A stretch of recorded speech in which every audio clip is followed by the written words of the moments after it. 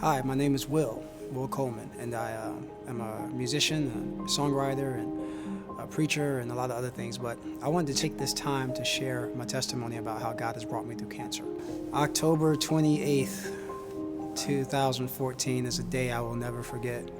I remember that it was a typical Tuesday morning. I was running errands. I'm a list person, so I'm trying to get through my list through the whole day.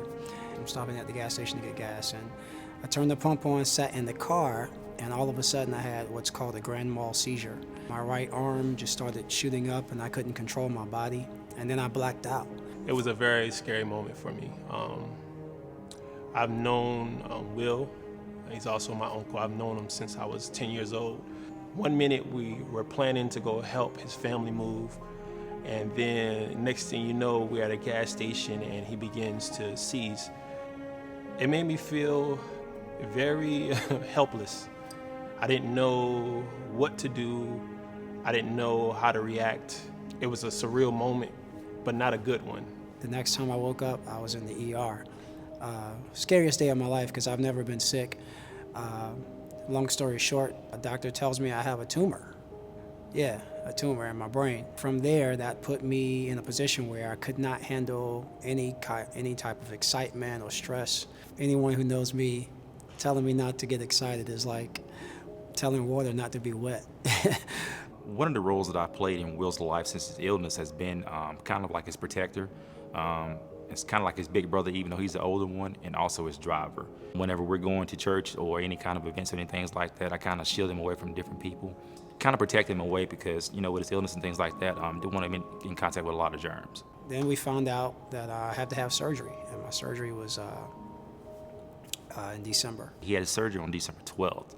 The surgery I had is called a craniotomy.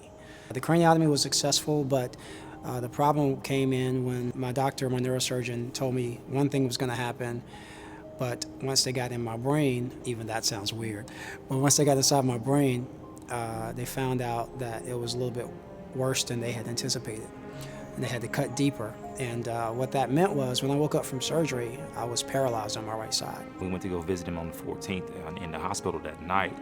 And actually, when we went in, he was actually, you know, he had his eyes closed, but he knew I was there, and I spoke to him for a while.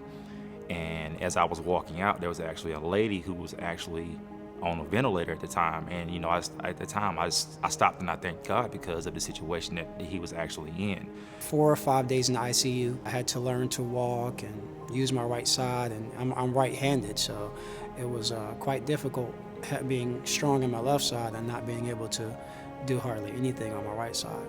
And then on December 23rd, when we went to go visit him in the hospital, he was actually up and walking around. So that was just a phenomenal experience at the time to see, you know, where he was laying in the bed 9 days earlier to where he's up and walking around now. So through the grace of God, we got through it, and you know, within about I guess about 7 or 8 days, I was out of ICU, and they moved me down to a regular room.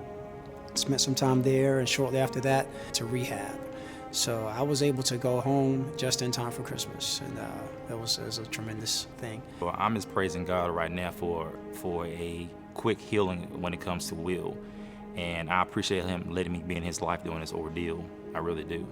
So my life has changed a lot since then. I move at a lot slower pace. Still don't have everything quite back like it used to be. I'm still seeing improvement, so I'm still anticipating, you know, full recovery. Everything has reason, everything has purpose, and it was something to help him grow. I think this is kind of a way for him to focus more on his music, also to kind of slow him down to a certain extent. One of the things that we're taught is sometimes our past is our greatest testimony, and I think this right here is going to be one of his greatest testimonies.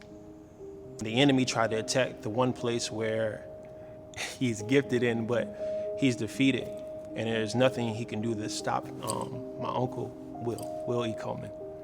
I wanted to do this testimony on video because I can't reach everybody, and I can't shake hands with everybody in the world, but you know, because of modern technology, I can put something out there and let people know that Jesus is alive and well, and that God is who he said he is in his word. No, he still heals, he still saves, and he loves them like greater than anything else. He gave his life.